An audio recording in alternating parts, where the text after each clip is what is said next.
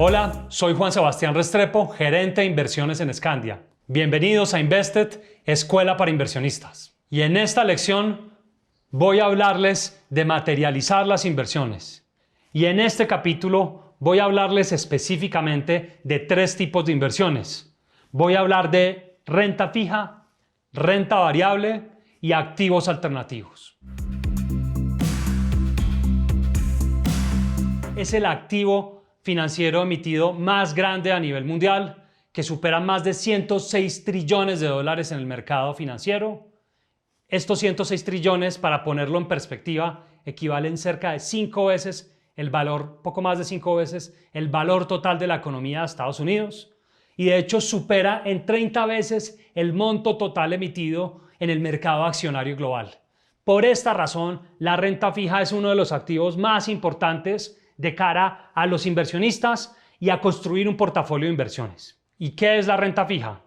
Es un instrumento de inversión que le permite al inversionista capturar los rendimientos a lo largo de la vida del bono y también al vencimiento recibir el capital invertido. Esta tasa de interés que pagan los bonos de renta fija a lo largo del tiempo no implica siempre para todos los bonos que pague un rendimiento fijo.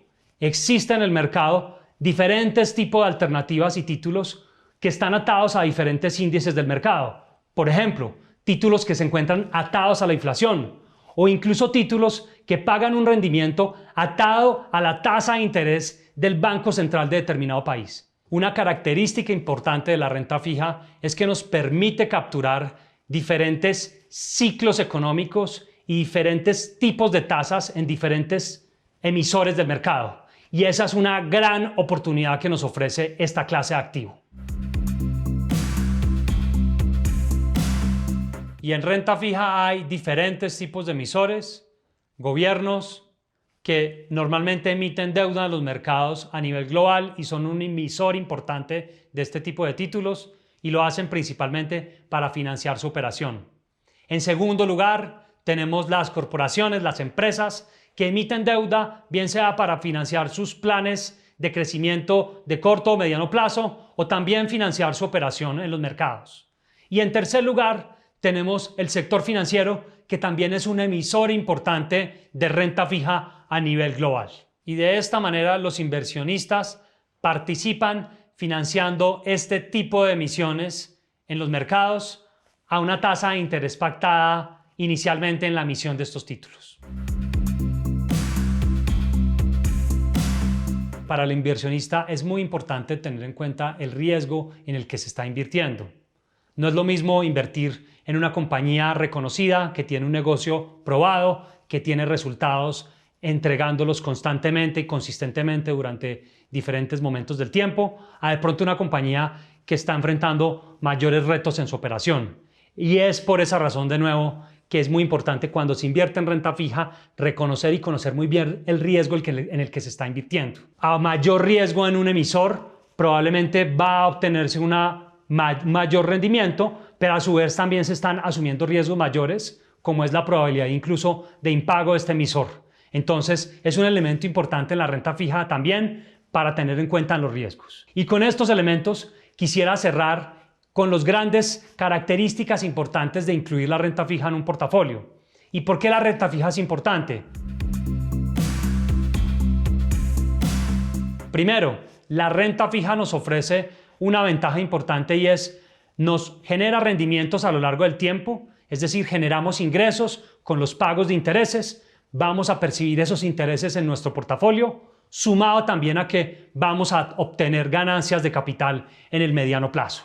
En segundo lugar, es un activo que nos permite diversificar en diferentes tipos de emisores, bien sea gobiernos, corporaciones, sector financiero, entre muchos otros, y esta diversificación nos hace construir portafolios mucho más resilientes con el paso del tiempo. En tercer lugar, también es importante incluir la renta fija porque es un activo que, aunque en algunos casos ofrece riesgos, es importante porque sí reduce y logra disminuir la volatilidad en un portafolio porque sus precios en el mercado tienden a no presentar cambios tan grandes como sí se pueden presentar en otras clases de activos. Por lo tanto, es un activo que permite disminuir la volatilidad, Y en cuarto lugar, la renta fija nos permite proteger los portafolios ante un entorno de mayor inflación. Esto principalmente se obtiene invirtiendo en títulos que se encuentran atados a este indicador, y este es un beneficio que concluiría que es muy importante de cara a la construcción de un portafolio de renta fija para un inversionista. Es un instrumento de inversión con un nivel de riesgo mayor que le permite al inversionista participar en el capital de una firma o de una empresa en particular, invirtiendo en las acciones que está emitiendo en el mercado. Y en este tipo de inversiones, el inversionista está sujeto a la ejecución de ese plan y al éxito de la compañía misma en su sector en particular o en su estrategia de crecimiento, entre otros. Y el inversionista, cuando invierte en acciones, ¿cómo puede generar rendimientos en su portafolio? Lo puede hacer principalmente de dos maneras. Primero, con la generación de dividendos. Recordar que el inversionista en este momento está haciendo y está participando del capital de la compañía.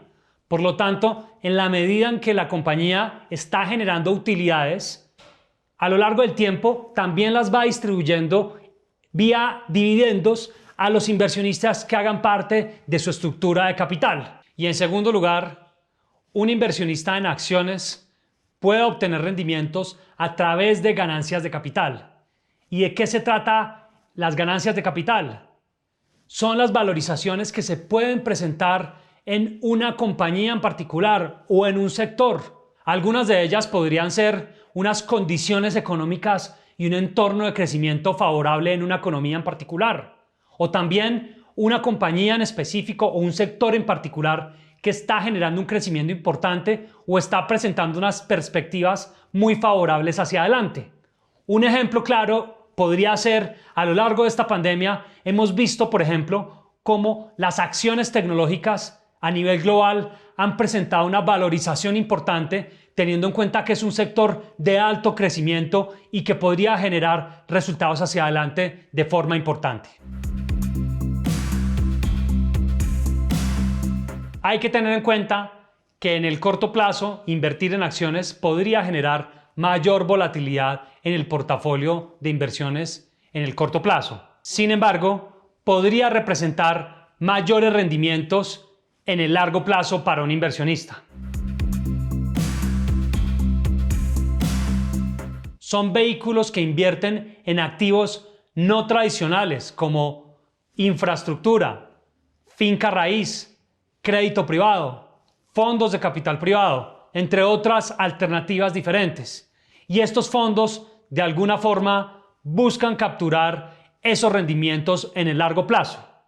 Pero para capturar esos rendimientos en el largo plazo, es importante tener en cuenta que cuando se invierte en esta clase de activo, no se tiene la misma liquidez que cuando se invierte en una acción de una compañía en particular o en un título de renta fija, sino que en este tipo de estructuras no se tiene la misma liquidez que se puede obtener en estas otras alternativas, pero sí el hecho que se invierte en el largo plazo le permite al inversionista obtener retornos potenciales mucho mejores para su portafolio de inversiones. Normalmente este tipo de inversiones son inversiones de largo plazo, en el que se podría comprometer el capital en periodos de 3, 5, incluso 10 años o más. Y esto podría traducirse en mayores retornos en el largo plazo.